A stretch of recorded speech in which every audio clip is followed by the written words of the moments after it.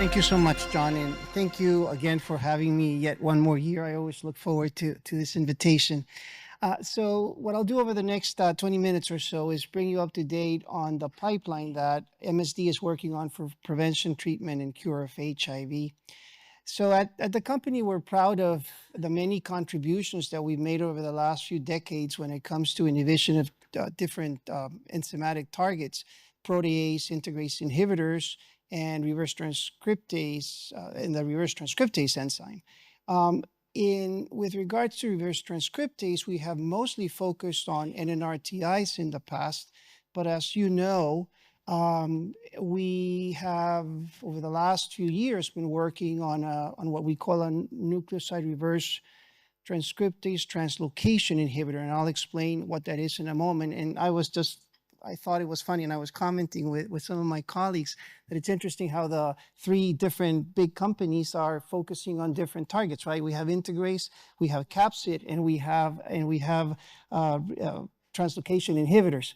So NNRTIs are the foundation of our program going forward, and I'll briefly go over the different programs that we have going on. There is a once daily treatment program with doravirine and islatravir, two weekly treatment programs with islatravir-len and islatravir-ulonivirine. Then we have a prevention program with monthly oral MK8527, and then the latest addition to the armamentarium is a collaboration with Gilead with what is called MK8239, and it also has a GS number, which is a long-acting injectable agent. So what is translocation inhibition? Typically, when a nucleotide with three phosphates is added to the growing chain of viral DNA, it doesn't have a 3-hydroxyl prime end or a 3-hydroxyl group at the 3' end, and no further nucleotides can be added to it. Translocation inhibitors do have that hydroxyl group at the 3' end, but they are extremely sticky, let's call them that way. So when they are added to the growing chain of viral DNA, they bind so tightly to the active site that it's as if a zipper was opening and now it gets stuck and it cannot move. That's the translocation inhibition. If somehow the enzyme is able to move them down one to start adding more nucleotides, eventually the chain becomes deformed, leading to delayed chain termination. So those are the two mechanisms by which they work.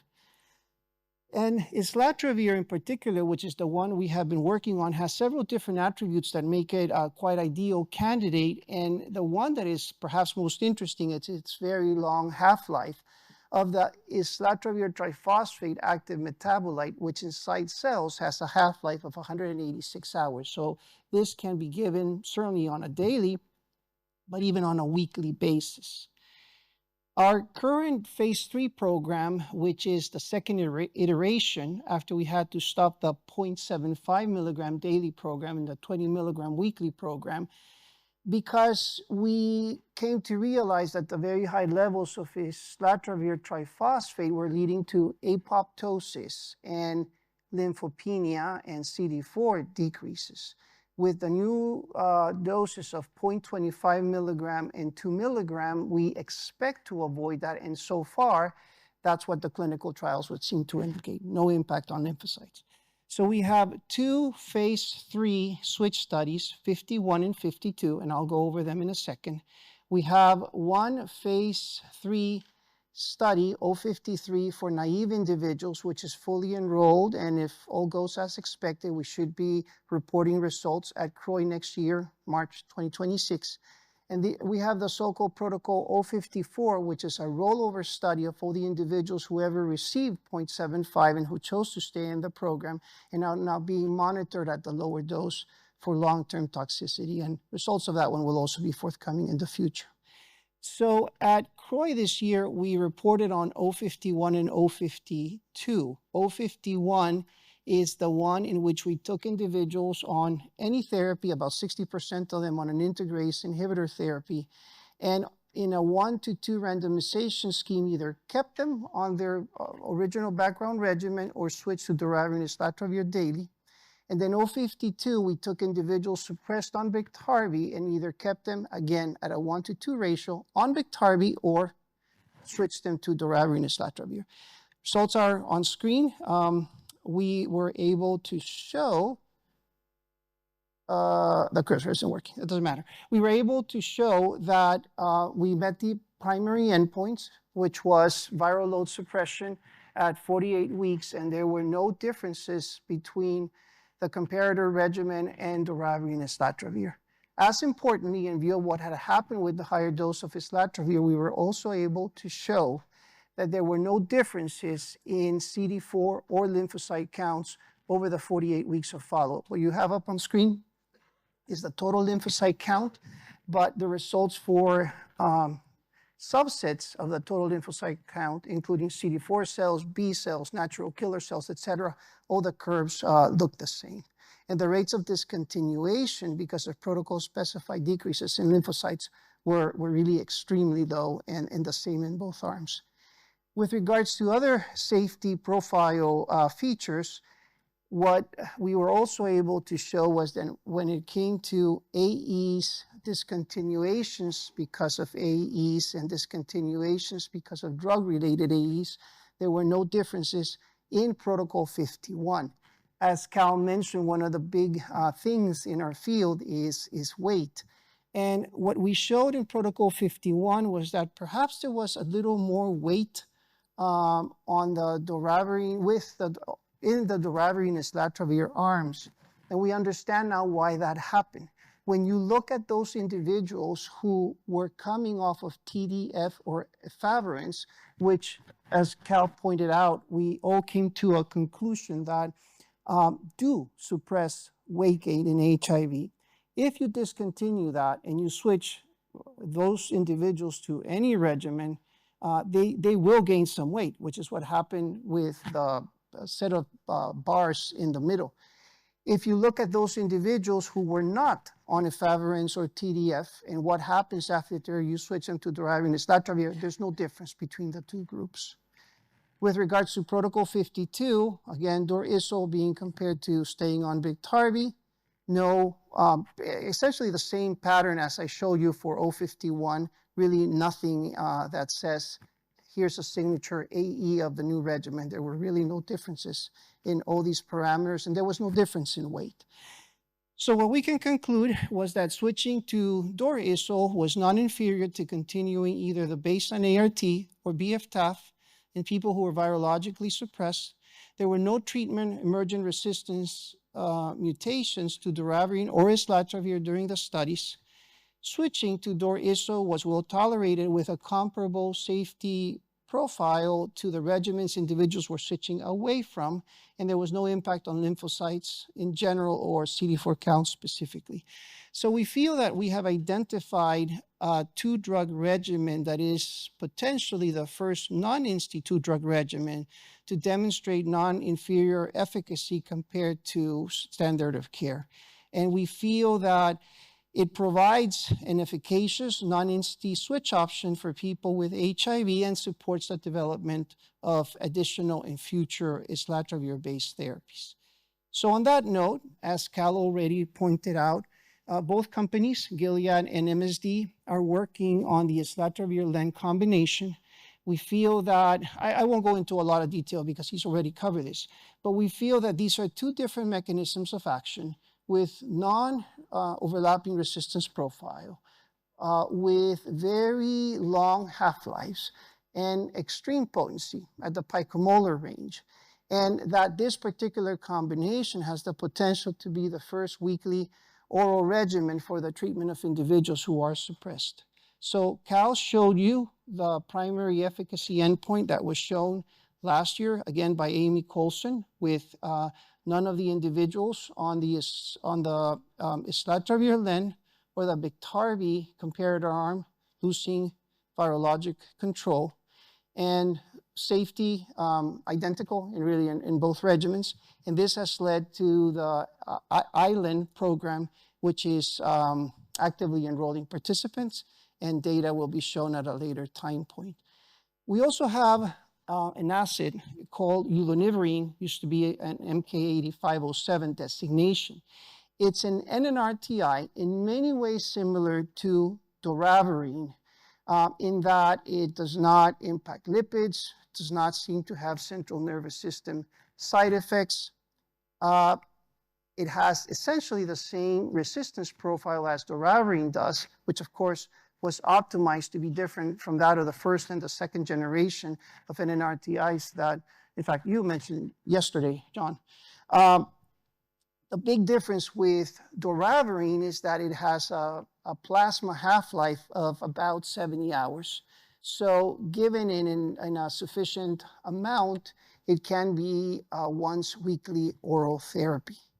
And we have recently begun a study in April of this year in which we are taking individuals, it's a phase 2 study, we are taking individuals who are on Biktarvy, and they're either staying on Biktarvy for 48 weeks and then switching to islatravir 2 milligrams and ulonivirine 200 milligrams weekly, or right off the bat, immediately they are being switched to that same combination of 2 milligrams of islatravir and 200 of ulonivirine. The primary endpoint, this is a phase 2 study, will be at 24 weeks, viral load suppression and safety and tolerability. So we look forward to reporting on this at some point in the near future. Also in collaboration with Gilead, we are working on long-acting injectables. So Caliber, a small biotech, identified a prodrug of islatravir that is suitable for parenteral administration, and it was licensed to Gilead. Gilead is conducting the phase 1 studies, which are ongoing, and after that, we'll decide how to move forward with phase 2 and phase 3, which will be under Merck's supervision. It has both a GS number, 1614, and it now has an MK number, 8239. And we look forward to letting the community know how this is going to move forward in the future. The one thing I'll say is that we recognize that the field is rapidly changing. So the target product profile for both companies will be, I am sure, no less than 3 to 4 months and potentially longer than that, because again, that's the direction in which the field is going, as Jean has just shown. We're clearly, ViiV is the leader when it comes to long-acting injectables. And now we switch to PrEP. We recognize that there have been significant advances in PrEP. And like Jean said about lenacapavir, Cal, we look forward to the approval of Len sub-Q, Q6 months, hopefully shortly. But we also feel that there's still a role for oral agents, and particularly a monthly oral agent. So we have been working on MK8527, which is a close relative, a cousin, let's call it, of islatravir. It's a translocation inhibitor. It's again phosphorylated to the active triphosphate form. What really matters is the intracellular half-life. It has the potential it has a low likelihood of having significant drug-drug interactions, and really its significant claim to fame, sorry, I skipped ahead of myself, is that it has an intracellular half-life, that active metabolite, of 9 to 12 days. So this is suitable for monthly administration. We have completed single and multiple ascending dose studies in individuals with HIV infection. We know that with a dose as low as 0.5 milligrams once a month, given just once, we see RNA decreases of over 1 log, and the doses that are being studied for prevention are actually higher. So we have been actively enrolling into a study, the so-called protocol 007, which has now reached its primary endpoint. What we did in this study was we took individuals who did not have HIV infection and who were at low risk of acquiring HIV, and they received 1 of 3 doses of 8527, all given once a month, either 3, 6, or 12 milligrams, or matching placebo. And they all received 6 doses of the medication. The primary endpoint is safety and tolerability, and the secondary endpoints are the pharmacokinetic profile. So this study has been accepted. as an oral, the results of the study have been accepted as an oral late breaker at IAS. So we will be reporting data there along with our plans for the future of this medication. So to wrap up treatment and prevention, then we have the one daily program with a new class of agents, the translocation inhibitors. We have 2 once-weekly programs with islatravir-len and islatravir-ulo, one of them in phase 3, one of them in phase 2.